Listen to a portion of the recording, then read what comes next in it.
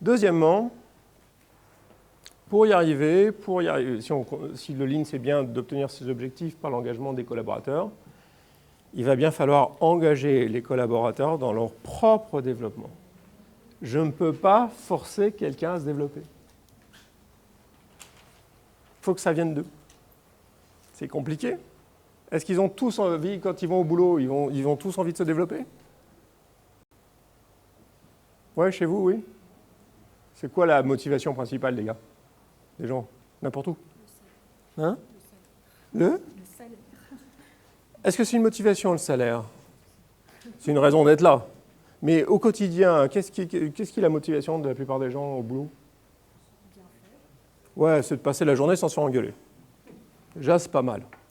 Il y a des environnements dans lesquels, déjà, c'est pas gagné. Quelle autre motivation on a chez encore quelques personnes, mais moins? Quelle autre motivation claire? On le voit tous les jours.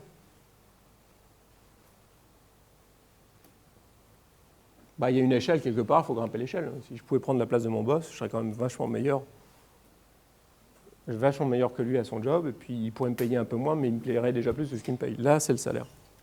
C'est surtout le fait qu'on prend la place du boss. On grimpe sur l'échelle. Troisième motivation très rare.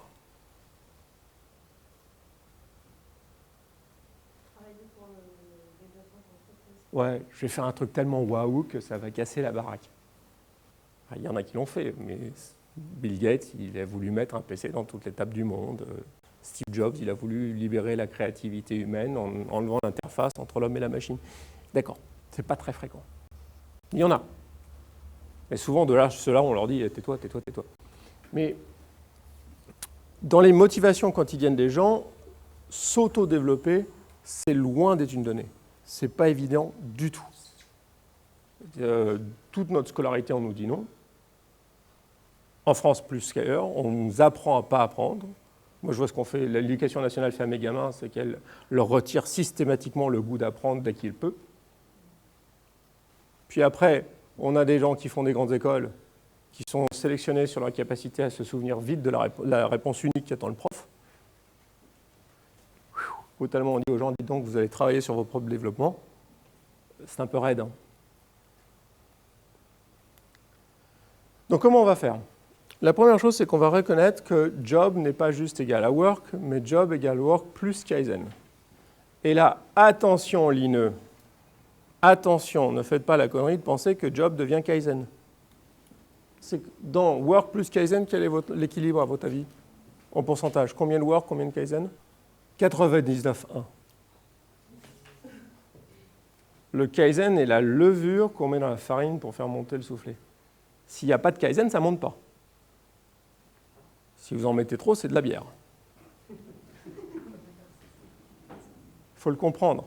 Les gens qui font du Kaizen ont tendance à oublier le respect qu'il faut accorder au travail. Le travail, il y a des traditions, c'est pas n'importe comment. Les gens ont des raisons de faire ce qu'ils font. Il faut leur faire un peu de Kaizen en continu. C'est bien du Kaizen. C'est bien du changement à petits pas. La question, ce n'est pas la quantité qu'on leur fait faire, c'est la continuité, la pérennité de ce qu'on leur fait faire. Mais attention, les gens bossent. Et il faut respecter que les gens bossent, et en particulier, il faut avant tout respecter que les standards, même s'ils ne sont pas écrits, ils existent. Pourquoi on se prend les pieds sans arrêt dans le tapis quand on fait du Lean? Parce qu'on a tendance à tout miser sur le Kaizen et ignorer que si on organise des conférences, il y a une tradition d'organiser des conférences, il y a des gens qui font ça très bien, il y a des standards, etc. Vous voyez ce que je veux dire ou pas? Faites très attention dans votre enthousiasme pour le Lean de ne pas être en train de passer à côté du respect pour le work. Attention, si on ne fait pas de Kaizen du tout, on retombe dans les trucs d'avant. On va commencer, alors le Kaizen, on va commencer par le faire sur quoi? Sur la sécurité. La première preuve de respect, c'est que les gens ne viennent pas au travail pour se faire mal. Donc le premier sujet de Kaizen, c'est la sécurité des gens. Et vous avez vu ce que nos amis italiens ont fait. Ils ont commencé par mettre un panneau, ils vont compter le nombre de jours sans accident. Et puis ils ont commencé à faire des dojos, c'est-à-dire à expliquer exactement toute la protection qu'il faut avoir, etc. Alors on affiche les jours sans accident. Chaque fois qu'il y a un accident, on arrête tout et on va s'en occuper, on va comprendre ce qui s'est passé. Ça, du point de vue du chef, c'est très très important. Et la sécurité, c'est très très compliqué comme sujet. L'astuce, c'est qu'on essaie de distinguer les bonnes habitudes de travail des mauvaises. C'est très compliqué la sécurité, parce qu'il n'y a rien de plus con qu'un accident. C'est un accident. Mais dans l'accident, il faut qu'on arrive à voir une bonne habitude d'une mauvaise. Deuxième approche pour engager les gens dans leur propre développement. D'abord, donc on leur montre qu'on s'occupe d'eux. Et deuxièmement, on va aller entrer dans les gestes de base, pas les processus. Il faut comprendre work. Il faut comprendre le geste. L'intelligence de beaucoup des collaborateurs est dans le geste. En informatique, comment est-ce que vous déclarez des variables? Comment est-ce que vous faites une table? Enfin, je veux dire, on est à ce niveau-là. Et un des tests du Lean, c'est qu'on fait vraiment du Lean quand on est dans 1 second waste, un gaspillage d'une seconde. Quel est l'intérêt d'un gaspillage d'une seconde? Imaginez ce qu'on va gagner comme argent, comme pognon, comme dirait Jean-Claude, si on supprime un gaspillage d'une seconde. On va gagner de l'argent? Bon, peut-être pas. Quel est l'intérêt d'un gaspillage d'une seconde? Dans une seconde, vous allez découvrir vraiment quelque chose sur quoi l'opérateur bute. L'opérateur, il va buter sur des problèmes à la seconde. S'il est sur un cycle de quelques minutes, c'est à la seconde que vous allez voir buter sur quelque chose. Si vous n'avez pas un regard à la seconde, vous êtes en train de penser processus, vous êtes en train de penser trop gros. Donc, la première chose, c'est de rentrer dans le geste et de vérifier que sur chaque geste, les gens sont clairs sur où est l'objectif pour le client final.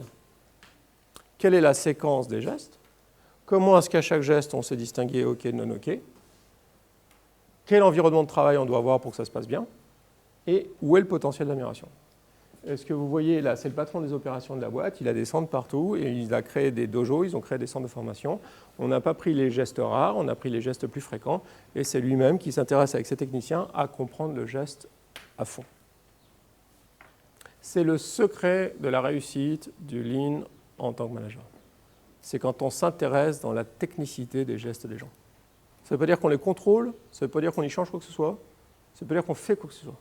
Mais le fait de s'intéresser à la technicité du geste change complètement l'état d'esprit de la boîte. Ça a l'air curieux, mais les gens, la boîte est le miroir de son patron. La première chose pour engager les gens dans leur développement, c'est votre capacité managériale à reconnaître et respecter leurs gestes. Tant qu'on n'est pas à ce niveau-là, il n'y a pas de contact. C'est l'huile et l'eau. On leur raconte des trucs qui leur passent, mais alors ils vous disent oui, ils sont sympas. Puis vous êtes chef, ils ne vont pas vous dire non. Mais il n'y a pas de point de contact. Ceux qui sont consultants dans la salle, il y a un geste de conseil. Quel est-il? Et là, quand on est à ce niveau-là, on se rend compte que les gens qui ont l'air de maîtriser leur métier dans la globalité, quand on rentre dans le détail, la question est surtout, c'est que si vous ne reconnaissez pas le geste chez l'opérateur, ça va être très difficile de l'engager dans son amélioration à lui, parce qu'on n'est pas au bon niveau. Deuxième chose, on va se servir de la résolution de problèmes, pas du tout pour résoudre des problèmes, si c'est agréable de résoudre des problèmes, mais pour former les gens, comme en médecine. Donc, on a encore des gens qui ont en tête que si on prend un processus bien foutu, peut-être qu'il est marqué dans ISO, et qu'on retire un à un tous les problèmes qu'il a, il marchera parfaitement et on n'aura plus de problème. Quand je vous le dis comme ça, qu'est-ce que vous en pensez? Ah, il y en a qui pensent ça. Vous savez quoi? Vous avez retiré tous les problèmes de votre processus parfait, qu'est-ce qui va vous arriver? D'autres problèmes. Toyota peut être l'entreprise la plus performante du monde quand ils se sont plantés politiquement aux États-Unis, un tsunami, des inondations en Thaïlande et Fukushima. Ça les calme 5 minutes quand même, quoi. Il y aura bien sûr qu'il y aura d'autres problèmes, puisque les problèmes, c'est votre rencontre avec votre environnement. Et l'environnement bouge plus vite que vous. Et le changement externe est toujours plus rapide que le changement interne, donc bien sûr qu'il y aura d'autres problèmes. C'est dans l'autre sens, c'est qu'on va traiter les problèmes un par un pour apprendre aux gens à réagir par rapport à ce que les curveballs que leur envoie leur environnement. Donc, on leur fait formuler l'écart à la performance.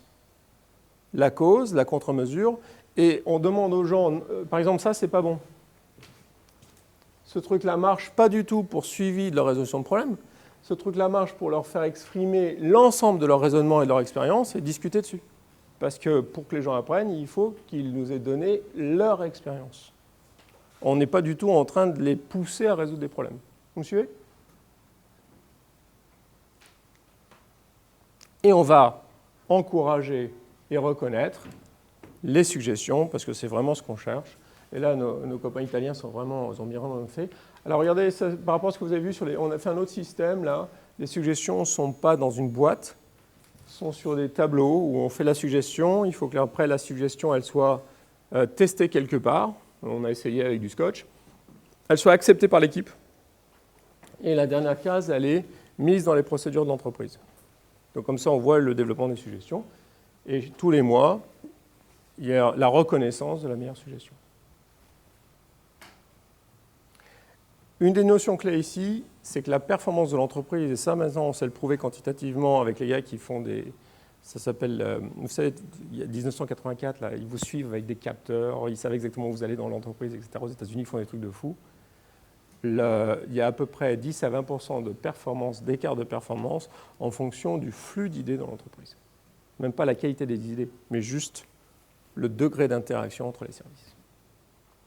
Donc la performance d'entreprise tient à la vivacité du flux d'idées. Ce n'est pas du tout l'impact de l'idée. C'est le fait, donc du coup on se retrouve en tant que patron à organiser quelque chose de complètement différent.